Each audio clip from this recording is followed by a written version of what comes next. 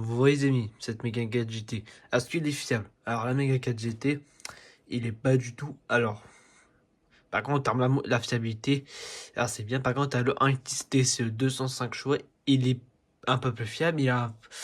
Mais par contre, niveau le courbe, c'est un peu nul. Et par contre, on dirait le 1.6 DC, il est pas du tout fiable. Alors, pas du tout. Sur un 1.6 DC, là, ça en développe 165 chevaux. Donc la Mega 4 GT, on tape la fiabilité, c'est pas fou. T'as le 1.6 DC qui a des problèmes à éviter, qui a des problèmes de turbo, énormément de turbo. T'as le 5000 turbo et le turbo qui a tendance à se lâcher. Et automatiquement, ça ajoute 2 fois plus de problèmes. Et après, turbo cassé. Et après, ça peut se faire à la casse moteur. Donc le 1.6 DC, il est pas très fiable. Beaucoup de pro turbo. Et aussi, là, le FAP, les Vanusa, toujours pas beaucoup, c'est la.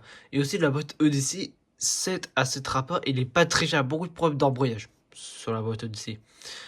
Alors, en fait, la Mega 4 GT, la fiabilité, il est pas fiable, en fait. T'as le 1.6 qui a des problèmes de turbo. T'as la boîte EDC qui est pas fiable. Franchement, la Mega 4 GT, la fiabilité, c'est vraiment nul.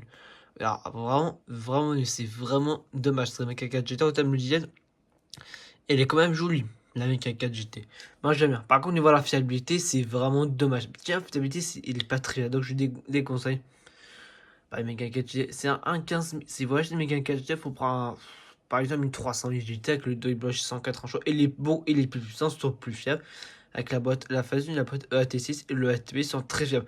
Alors, pas du tout avec cette voiture-là. La Mega 4 GT est jolie, mais la fiabilité, je vous déconseille d'acheter une.